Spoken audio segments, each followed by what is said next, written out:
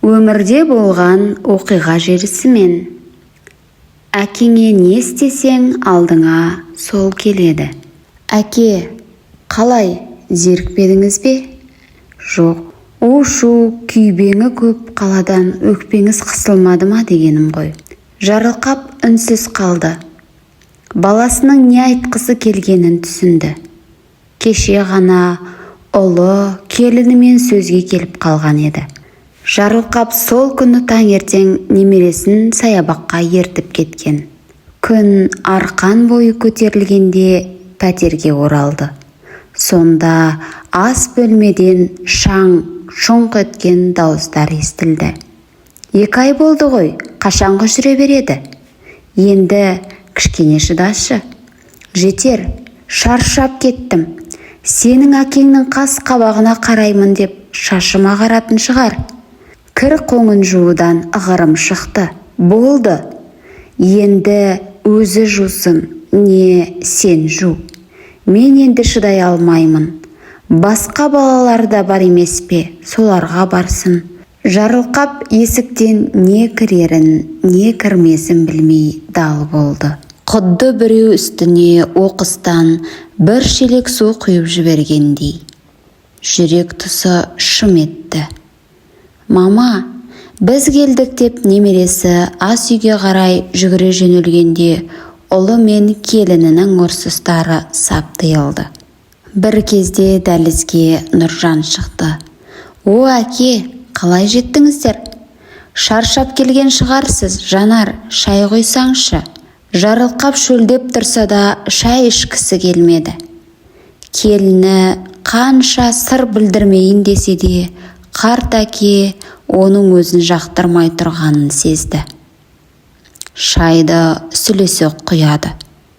Не жымаймайды, не сөйлемейді. Атасына қарамауға тырысты. Қар жауған қабағын көрсеткісі келмесе керек.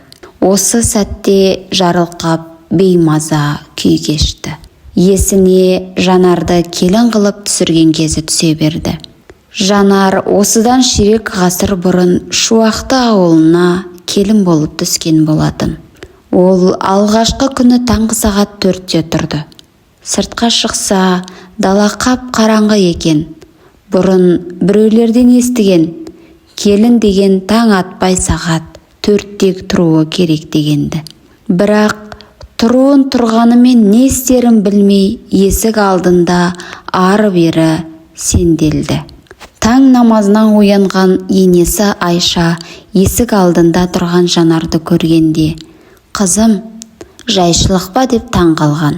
Таң қалмай қайтсын, ол таң қараңғысында есік алдында көлбеңдеген сұлбаны ұрыма десе, сөйтсе кеше түскен келіні екен. Арада 1 ай өтсе де тамақ пісіруді жарыта алмады. Түк ебі жоқ еді. Бірақ енесі Айша алтын адам еді шіркін. Келініне еш қабақ шытпай, бар білгенін жалықпай үйретумен болды. Қызындай көрді. Мүмкін алғашқы келіні болған соң шығар. Жанар ауылға пысықтығымен танымал болмаса да, ибалылығымен талайларды тамсандырды.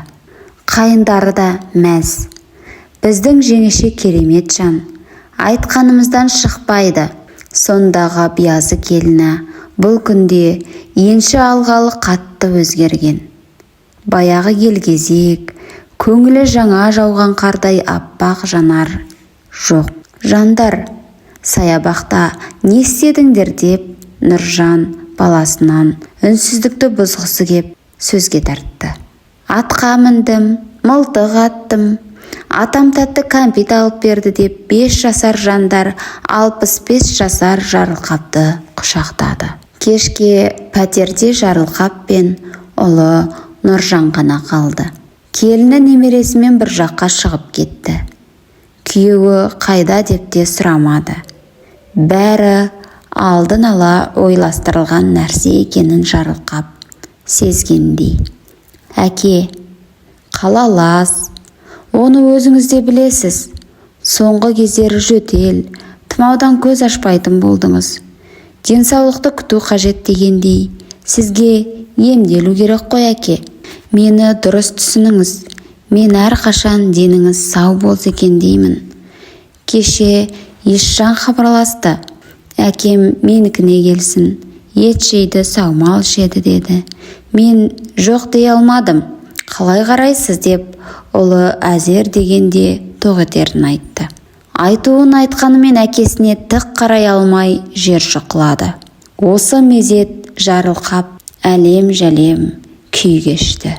Тіпті өле салғысы келді. Қайран жалған-ай, жас кезінде бүкіл ауылды шулатқан көшбасшы ұлы бұл күнде әйелінің айтқанынан шыға алмайтын езге айналған. Бірақ баласына да кінә арта алмайды. 2 ай болды. Асты үстіне түсумен бәйек болып жүр, бірақ әйелі көнер емес. Қыз кезінде бәрі жақсы, жаман қатын қайдан шығады деген сөз бекерге айтылмаса керек. Байғұс баласы 2 оттың арасында қалды. Не әкесін, не әйелін таңдау керек. Осылар мен үшін айырылыспай-ақ қойсыншы. Бақытты болып кетсе болғаны, мен үшін сол да жеткілікті. Өзім де Есжанға барып қайтсам ба деп жүредім. Ойбай, әке, сәті түсті деген осы екен ғой. Ертесіне ымырт түсе бастаған шақта баласы, келіні, қос немересі атаны шығарып салу үшін вокзалға келді. Ата, жиі келіп тұрыңыз, деді келіні жылы жымия. Әрине, үйіндегі қарт масылдан құтылғанына риза да. Әйтпесе дәл осылай қуана жымия ма? Обалы не керек? Есжаны бұны құшақ жая қарсы алды. Әкеу, келмейсіз, я? Бізді ұмыттыңыз ба? Сізді мен де, үйдегі немерелеріңіз де сағынды ғой.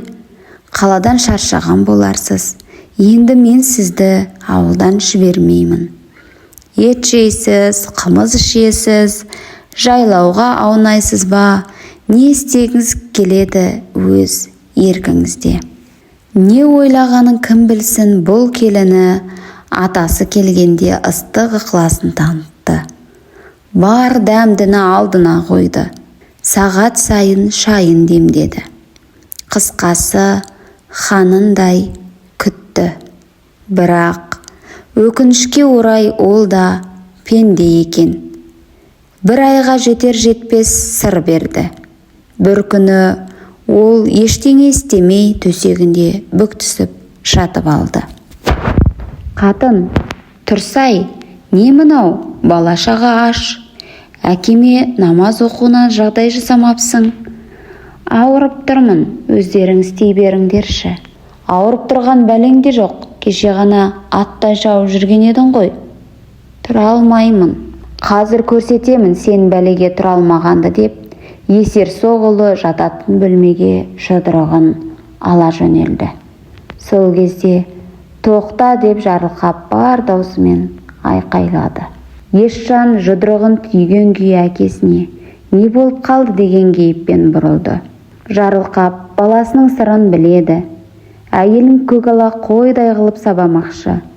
Таяқ жеген әйелі талай рет төркініне кетіп қалушы еді. Сонда бұл келінді алып қайту үшін талай абыройын айрандай қылып төккен. Бар кінә өзінен екенін түсінді. Келіні бұны жақтырмай жатыр. Ал бұл өзін жақтырмайтын жерде 1 минут та тұра алмайды. Біреуге масыл болғанды жек көреді. Кеше дастархан үстінде баласы, әкем енді бізбен өмір бақи тұрады дегенде, келінінің түрі өрт сөндіргендей болып өзгеріп кеткен еді. Мен үшін әйел, бала-шақаңды ұрма, мен бүгін ертең өліп кетемін. Ал әйелің өмір бақи сенімен бірге болады. Егер сен оны ұрсаң, ол сені жек көреді. Қажеті жоқ, мен ертең Ержаныма кетемін. Оныңыз не, әке? Сенің үйіңде әбден мауқымды бастым. Енді Ержанымды көрсем деймін. Ол күшікті әбден сағындым. Ержаны әкесін салқын қарсы алды. Жарылқап сүт кенжесі Ержанды бетінен қақпай ерке қылып өсірген еді. Енді мұнысы несі? Кемпір Айша екеуі қара шаңырақта Ержан қалады деуші еді, бірақ кенжелері қызмет қуып Астанадан бірақ шықты.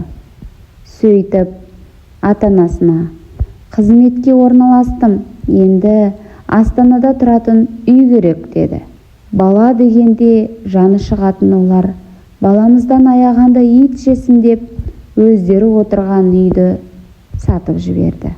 Жетпегенін қарызбен толтырып, кенжелеріне Астанадан үйде әперді.